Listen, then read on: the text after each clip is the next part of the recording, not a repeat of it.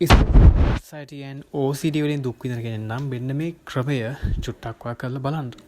ඔයාගේ ජීවිතේ ඉතාමත් සාර්ථක ලෙස මේ ප්‍රශ්නේ විසඳිලා ඔයාට ලොකු මානසික නිදහසක් ලබන්න පුළුවන් වෙයි. ඇත්තටම ස්ට්‍රෙස්, ඇන්සයිටි සහ OCD තත්ත්වය එන්නේ එකම සිතුවිල්ලක් ඔබට ඇටැක් කරන හින්දා ඇන්සයිටි තත්ත්වයක් නම් බොහෝ දුරට ඔබ මොකක් හරි බය හින්දා. OCD තත්ත්වයක් නම් මොකක් හරි එකම එක සිතුවිල්ල. ඒ කියන්නේ ඔබ්සෙසිව් කන්ෆසිව් ඩිසෝඩර් එක. හරිද? එතකොට මේක හැමතිස්සෙම වෙන්නේ එකම එක සිතුවිල්ලක් නැවත එන හින්දා. දැන් ස්ට්‍රෙස් වෙන්නේ එක්ක අනාගතේ යම් කිසි දෙයකට බය වෙලා නැත්නම් මේ අතීතයේ යම් කිසි දෙයකට බය වෙලා. එතකොට ඔබට මම පොඩි ක්‍රියාකාරකමක් කරන්න. මේ ඔබ දුක් විඳින ප්‍රශ්නය තුලම ඉඳගෙන කොහොමද ඒක ෂෙයා කරන්න කියලා.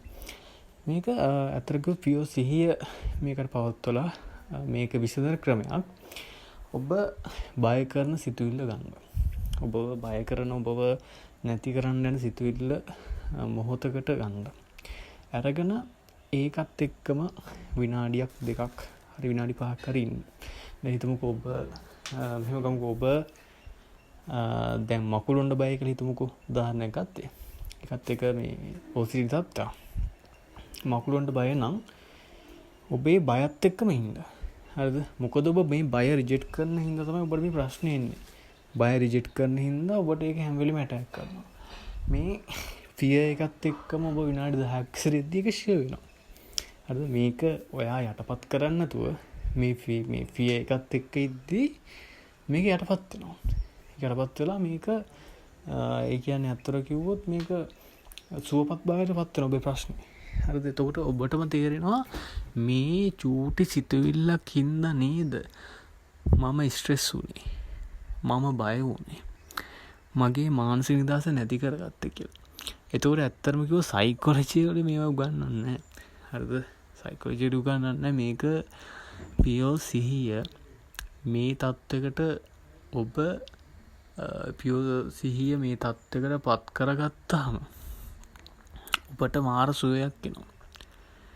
හරිද? මොකද ඔබ බය වුණ ඔබ නැති කරන්න හදපු සිතුවිල්ල එක්කම ඉද්දී ඔබට තේරෙනවා මේ සිතුවිල්ල කියන්නේ කොච්චර මුලාවක්ද කියලා තේරෙනවට. ඉතින් මේ මුලාවක ඉඳලා ඔබගේ මානසික නිදහස ඔබ නැති කරගෙන ඔබ කිසිම සතුටකින් තොරව ඉදීමෙන් ඔබේ කියන්නේ වැඩ ටිකවත් ඔබට කරගන්න බැරි තත්ත්වයක් උදා කරගෙන සිටීමෙන් ඇත්තටම කියන්නේ ඔබට දිනදා වැඩ කටයුතු කරගන්න බෑනේ. ඒ නිසා ඔබට පුළුවන් මේ තත්ත්වය පහ කරගන්න ඒ ඔබට හිතට වදින සිතුවිල්ලත් එක්කම දිගින් දිගටම ෆයිට් එකක් ගන්න. මම කියන්නේ against යන නෙමෙයි. ඒ සිතුවිල්ල හැම වෙලේම එක්ක ඉන්න. රිජෙක්ට් කරන්න බෑ. සිතුවිල්ලත් එක්කම ඉන්න. ඒ සිතුවිල්ලක ඉද්දී ඒක ෂෙයා වෙනවා. හරිද? ඔයාලට බලන් ඉන්න පුළුවන් ඒක ෂෙයා වෙනවා. ඔබට ඒ තියෙන බය නැති වෙනවා, ස්ට්‍රෙස් එක නැති වෙනවා. මොකද හැම වෙලෙම ඔබ පිළිගන්න කැමති නෑ. සරෙන්ඩරින් පාර්ට් එක අපි මිනිස්සු කරන්න කැමති නෑ. ඒකයි මේ ප්‍රශ්න සේරම. හරි? ඉතින් මේක කරලා බලන්න ළමයි ඇත්තටම ප්‍රතිඵල තියෙනවා. ඉතින් මමත් මේක කරපු දෙයක් මයි ප්‍රශ්නෙකට. එහෙනම් ඔයගලන්ට ජය වේවා. ඉතින් විසාල තිනයි කමෙන්ට් එකක් දාන්න අනිවාර්යෙන් ජය වේවා.